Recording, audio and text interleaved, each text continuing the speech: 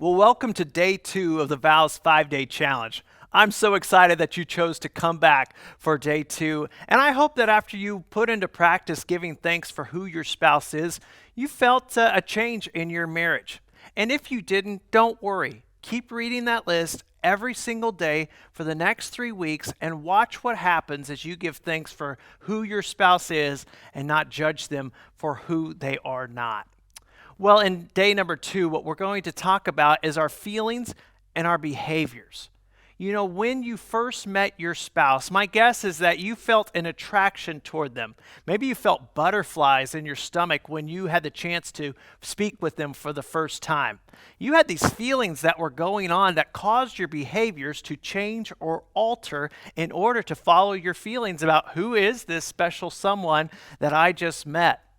And those feelings last for a while. They were probably there in your courtship, they're probably there in your engagement, and there in your marriage, and perhaps in the honeymoon phase. But suddenly, as we move more into marriage, sometimes those feelings can fade. How often have you heard from a friend or coworker or somebody who's divorcing their spouse say, "I just don't feel like I love them anymore.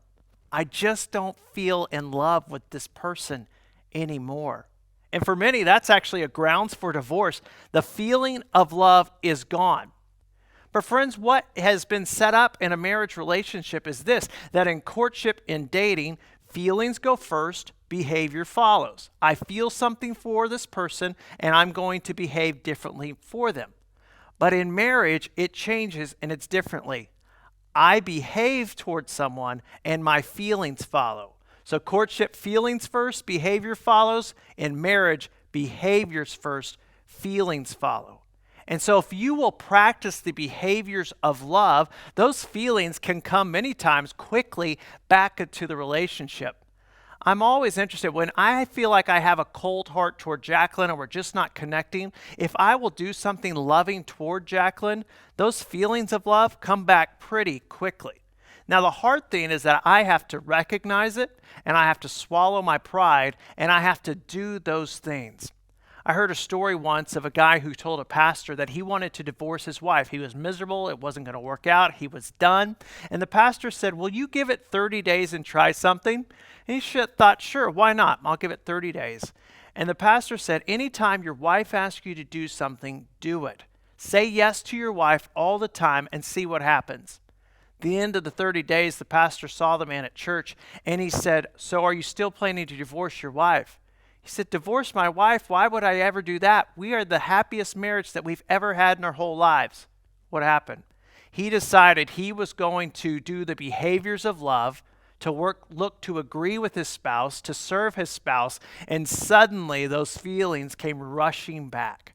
If you feel like the feelings are gone from your marriage, don't be discouraged. It doesn't have to be a permanent thing. But what we do have to do is be intentional to practice behaviors that show and communicate love. Your homework for today is to make a list of 10 behaviors that your spouse can do for you that communicate love. Get practical. Maybe it's do the grocery shopping. My spouse gives me a massage. If my spouse watches the football game with me. If my spouse cleans the dishes. 10 practical things that if your spouse does these things, they will communicate love to you. And then I want you to exchange that list with your spouse. So you give your spouse your list of 10 things they can do to show you love, and your spouse gives you 10 things from their list that you can do to show them love. And then take one a day and practice that behavior of love.